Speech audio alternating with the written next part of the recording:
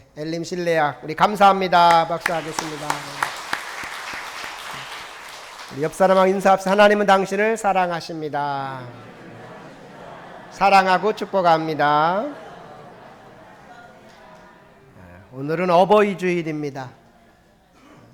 어버이 주일을 맞이하여 하나님께 나와 예배드리는 모든 성도들에게 하나님의 은혜가 가득하기를 축원합니다. 오늘 어버이 주일을 맞이해서 내 아버지와 어머니를 공경하라, 이런 제목으로 은혜를 받고자 합니다. 오늘 봉독한 에베소 6장 1절에서 3절에서는 이렇게 말하고 있어요. 자녀들아, 주 안에서 너희 부모에게 순종하라, 이것이 옳으니라. 내 아버지와 어머니를 공경하라, 이것은 약속이 있는 첫 계명이니 이로써 내가 잘되고 땅에서 장수하리라. 우리가 잘 아는 말씀이죠. 먼저 이렇게 말합니다. 1절에 보면 이렇게 말해요. 우리 1절 한번 다 같이 읽어봅니다. 자녀들아, 주 안에서 너희 부모에게 순종하라, 이것이 옳으니라. 아멘. 자녀들아, 주 안에서 너희 부모에게 순종하라, 이것이 옳은 것이다 라는 거예요. 마땅한 것이다. 여러분, 부모에게 잘 순종하고 계시죠? 그게 옳은 거라는 거예요. 마땅한 거라는 거예요. 그 어떤 분은 그래, 나는 부모가 안 계시는데요. 여기서 부모는 꼭 육신의 부모뿐만 아니라 윗어른들, 또 스승님, 그런 분들을 다 포함하는 그런 말로 우리가 해석할 수 있는 거예요.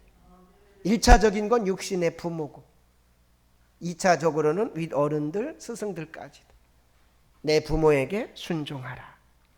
자, 그러면서 사도 바울은 이렇게 말하고 있어요. 다 같이 합니다. 주 안에서, 주 안에서라는 말을 넣고 있어요. 이 말은 뭐냐? 이 주 안에서라는 말은 주님께 하듯 부모에게 하라, 이런 의미가 들어있는 거예요. 자녀들아, 너희가 부모에게 순종하라 했는데 주 안에서 주님께 순종하듯 부모에게 순종하라, 이런 의미를 말씀하고 있는 거예요. 그러니까 사도 바울은 에베소 5장에서 모든 가족 간의 관계, 또 모든 관계를 얘기할 때 주님과의 관계로 계속 얘기하고 있어요. 예를 들어서 아내들에게는 남편에게 복종해야 된다, 그러면서 주께 하듯 하라, 이렇게 말합니다. 에베소 5장 22절 보면 이렇게 말해요. 우리 한번 다 같이 읽어봅니다. 아내들이여, 자기 남편에게 복종하기를 주께 하듯 하라. 남편에게 복종하기를 누구에게 대하듯 하라? 주님께 대하듯 하래요. 주님께. 우리 아내들에게 묻겠습니다. 여러분들 남편을 주께 대하듯 대합니까? 주님께 복종하듯 복종합니까? 대답이 없어요. 만약에 남편한테 이놈의 인간 저놈의 인간 하고 있다면은, 내가 너 때문에 살아 못 살아 막 하고 있다면은, 주님께 그렇게 지금 하고 있다고 생각해 보세요. 주님한테 이놈의 인간 저놈의 인간 할 수 있겠어요? 이 말씀을 우리가 잘 들어야 돼요. 이러한 말씀도 그냥 흘려보내면 안 돼요. 다 같이 합니다. 아내들이여, 자기 남편에게 복종하기를 주께 하듯 하라. 주님께 하듯 하라. 오늘부터 다 주께 하듯 할 줄로 믿습니다. 만약에 그렇게 하지 않으면 남편이 저한테 신고하세요. 우리 아내는 주께 대하듯 하지 않고 마치 종부리듯 종부리고 막대합니다. 그러면 저한테 신고하세요. 자, 그러면 이제 남자들이, 야, 그래. 근데 그 다음 말씀도 있어요. 에베소 5장 25절 보면 이렇게 말합니다. 남편들아, 아내 사랑하기를 그리스도께서 교회를 사랑하시고 그 교회를 위하여 자신을 주심같이 하라. 남편이 아내를 사랑하는데 그리스도께서 우리를 사랑하신 것 같이 사랑하라라는 거예요. 예수님 우리를 사랑하셔서 자기 몸을 버리셨어요. 자기 몸을 바치셨어요. 우리 남자들에게 묻겠습니다.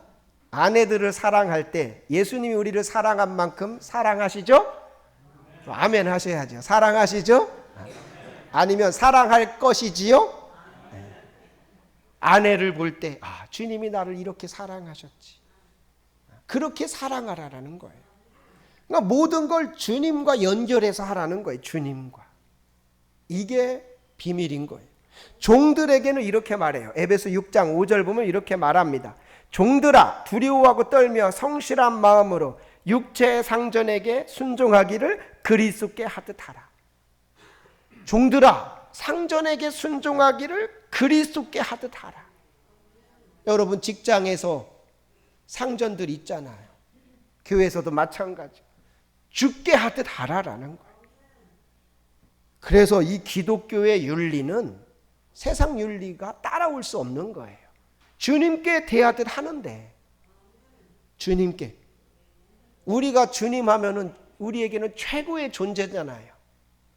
절대 복종하고 절대 순종하는. 그렇게 우리가 남편을 대하고, 그렇게 아내를 대하고, 그렇게 주인을 대하고, 그렇게 부모를 대해야 된다. 이게 바로 기독교의 윤리인 거예요. 그래서 우리 기독교의 이 말씀을 바로 아는 사람은 부모를 순종하지 않을 수가 없는 것이고, 남편을 공경하지 않을 수가 없는 것이고, 또 아내를 사랑하지 않을 수 없는 것이고, 상전을 그렇게 존중하지 않을 수 없다라는 거예요. 이게 바로 주 안에서가 들어있어요. 그러니까 에베소 6장 1절 같은 경우 주 안에서를 빼면 그냥 일반 윤리예요. 자녀들아 너희 부모에게 순종하라, 이것이 옳으니라. 이건 학교에서도 가르치는 얘기예요. 그러나 기독교는 그 안에 주 안에서를 넣어버리는 거예요. 다 같이 하면 주 안에서 주님을 대하듯, 이런 의미인 거예요. 주님을 대하듯 부모를 대하라. 우리 에베소 6장 1절 우리 다시 한번 읽어봅니다. 시작. 자녀들아 주 안에서 너희 부모에게 순종하라, 이것이 옳으니라. 아멘. 근데 이 주 안에서를 잘못 해석하면 이게 이상하게 돼버려요.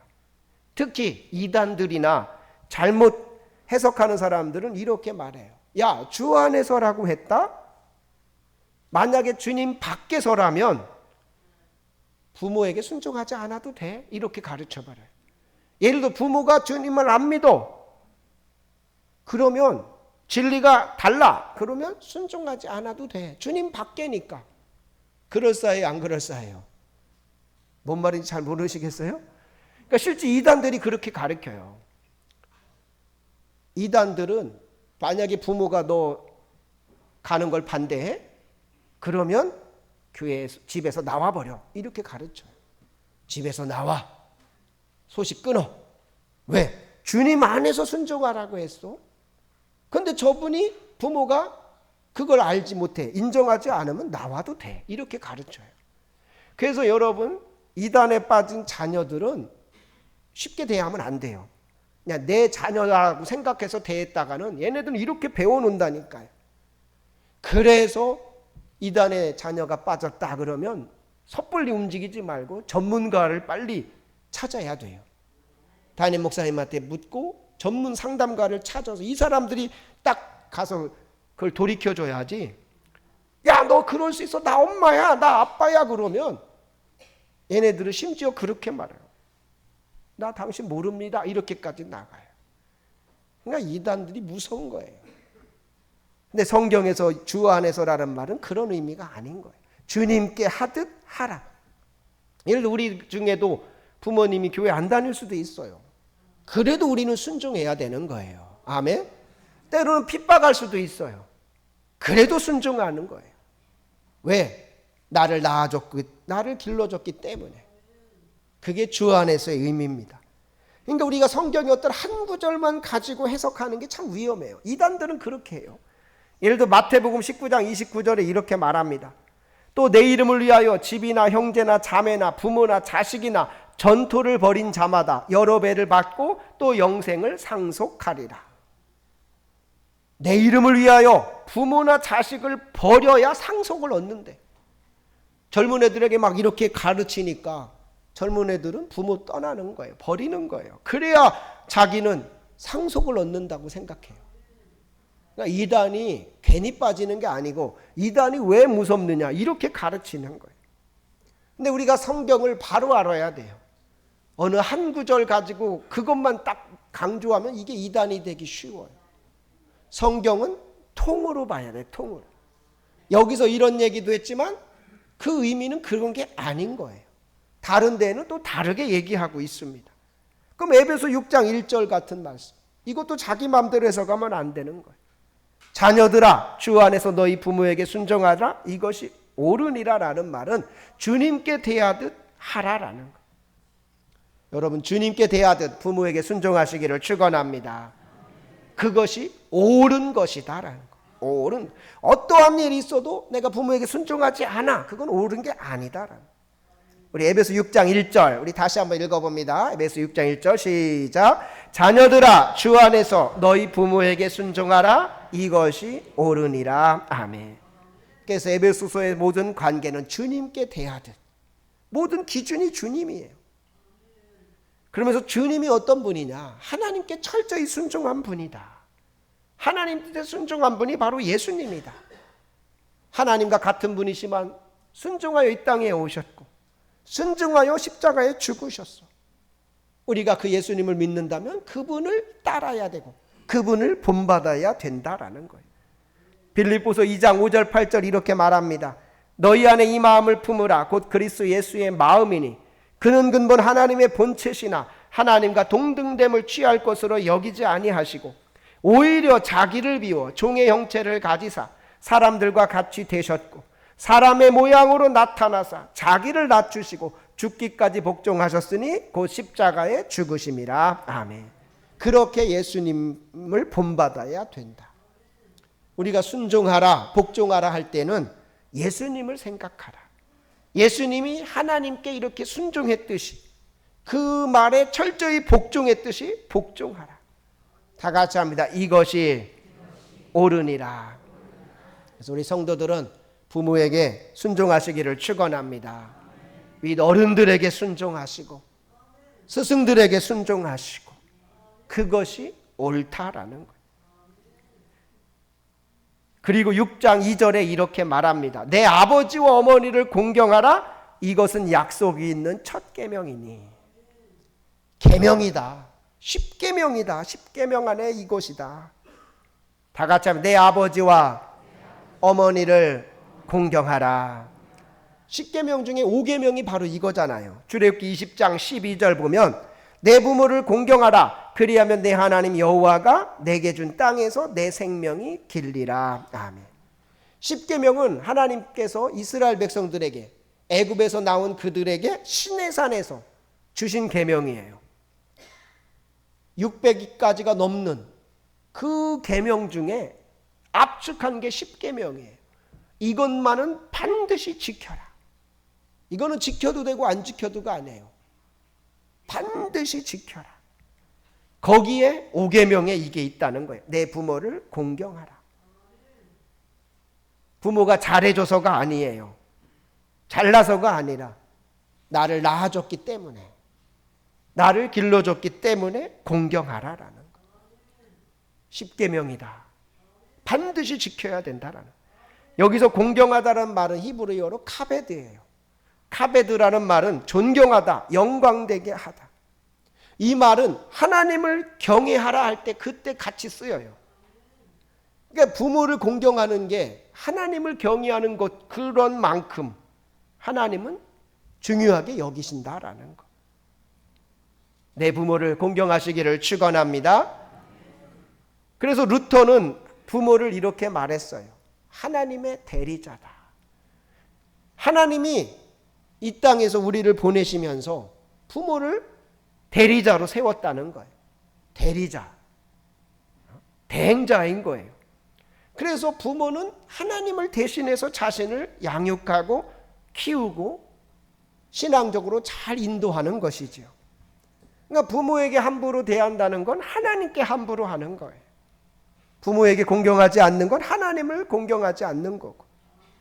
그래서 우리는 반드시 부모를 공경해야 되는 것입니다. 그러면 나는 부모님이 안 계셔요. 제가 아까 그랬어요. 윗 어른들, 스승들 공경해야 된다라는 거. 교회에서 어른들을 만나면 먼저 공경하고 인사하고, 그것이 중요하다라는 거. 다 같이 합니다. 내 부모를 공경하라. 자, 그러면서 사도 바울은 이렇게 말해요. 이것이 약속이 있는 첫 계명이니 이로써 내가 잘되고 땅에서 장수하리라. 우리 6장 2절 3절 한번 읽어봅니다. 2절 3절 시작. 내 아버지와 어머니를 공경하라. 이것은 약속이 있는 첫 계명이니 이로써 내가 잘되고 땅에서 장수하리라. 아멘. 약속이 있는 첫 계명이다. 이 말은 무슨 말이냐? 다른 10계명 중에는 다른 계명들은 계명만 있어요. 다시 말해서 약속이 없어요. 그냥 계명만 있어요. 제1계명 너는 나 외에는 다른 신을 내게 두지 말라. 여기까지만 딱 있어요. 그리하면이 없어요. 제2계명 너를 위하여 새긴 우상을 만들지 말고 그것들에게 절하지 말며 그것들을 섬기지 말라. 여기까지 있어요. 제3계명 너는 내 하나님 여호와 이름을 망령되게 부르지 말라. 여기까지만 있어요. 제4계명 안식일을 기억하여 거룩하게 지켜라. 여기까지만 있어요. 그리하면이 없어요. 제6계명 살인하지 말라. 계명으로 딱 끝나. 제7계명 간음하지 말라. 제8계명 도둑질하지 말라. 제9계명 내 이웃에 대하여 거짓 증거하지 말라. 제10계명 내 이웃의 집을 탐내지 말라. 이 10계명 설교는 제가 수요일 날 2주간에 걸쳐 했어요. 한번 들어보세요. 제가 그냥 간단하게 했지만은 참 중요한 설교입니다. 10계명을 모르고 10계명을 안 지키고 우리가 하나님 믿는다? 이거는 모순인 것이에요. 다 계명이 그냥 계명으로 끝났는데 제5계명만 약속을 두셨어요. 약속. 그리하면 이렇게 되리라. 우리 출애굽기 20장 12절 한번 읽어봅니다. 시작. 내 부모를 공경하라. 그리하면 내 하나님 여호와가 내게 준 땅에서 내 생명이 길리라. 아멘. 내 부모를 공경하라. 그리고 그리하면 내 하나님 여호와가 내게 준 땅에서 내 생명이 길리라. 장수하게 하겠다. 그리고 가나안 땅에 들어가서 오래 살게 하겠다. 그러니까 약속이 있는 첫 계명이라는 건 바로 그거예요. 다른 계명은 약속이 없지만 제5계명 부모를 공경하라는 거에는 약속이 있다. 그 약속 있는 첫 계명, 가장 중요한 계명이다. 그런 의미예요. 그렇기 때문에 이 부모를 공경하라는 건 해도 되고 안 해도 되는 게 아니고, 이 부모를 공경하라는 건 부모만 좋은 게 아니다. 너희가 좋은 것이다. 왜? 약속이 있으니까. 그 약속은 뭐냐? 내 하나님 여호와가 내게 준 땅에서 내 생명이 길리라. 오늘 6장 3절에는 내가 잘되고 땅에서 장수하리라. 약속. 하나님은 약속을 반드시 지키시는 분이시죠. 여러분 땅에서 잘 되시기를 원하시죠? 여러분 땅에서 잘 되기를 원하시죠? 땅에서 장수하기를 원하시죠? 그러면 앞에가 돼야 돼요. 영어 하시는 분은 if 뭐뭐 하라 그러면, 이 그러면이 되려면 앞에가 돼야 돼요. 내 아버지 어머니를 공경하라. 그리하면 네가 잘되고 땅에서 장수하리라. 이게 오늘 말씀인 거예요. 그래서 결국 부모를 공경한다, 윗어른을 공경하고 스승을 공경한다는 건 부모님만 잘하라는 게 아니에요.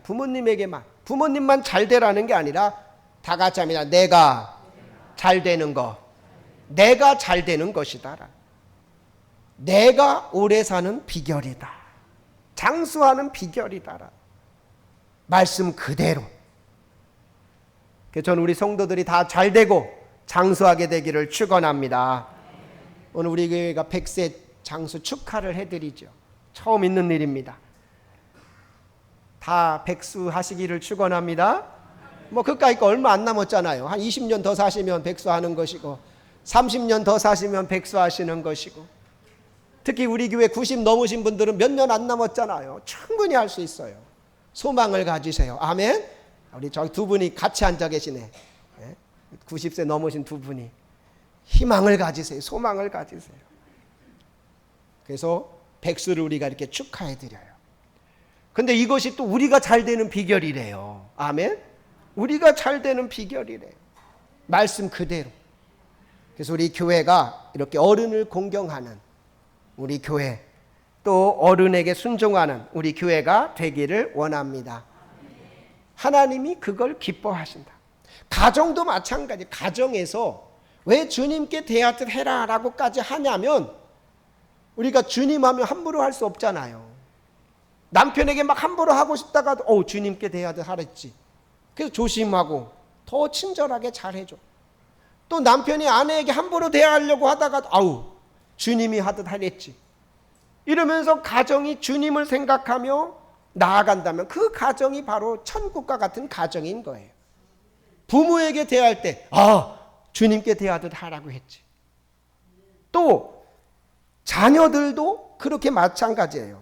오늘 에베소 6장 4절 보니까 아비들아 너희 자녀를 노엽게 하지 말고 오직 주의 교훈과 훈계로 양육. 다 주님에게 연결시키는 거예요. 그래, 주의 말씀으로 양육하라고 했지. 그래서 가정의 호주가 누구시냐? 주님이시고, 주님을 중심으로 가족이 하나 되어 나아갈 때 그 가정이 은혜와 사랑이 넘치게 될 줄로 믿습니다. 오늘날 이 시대의 문제가 가정이 깨지고 불화하는 게 문제잖아요. 근데 이거는 세상 윤리로는 한계가 있어요. 근데 우리 교인들에게는 이것이 엄청난 진리로 다가와야 되는 거예요. 주님께 대하듯, 주님께 하듯, 주님이 하시듯 이걸 생각하며 나아간다면 세상 윤리를 뛰어넘게 되는 거죠. 그래서 저는 우리 성도들의 가정이 진정한 기독교인의 가정이 되기를 축원합니다.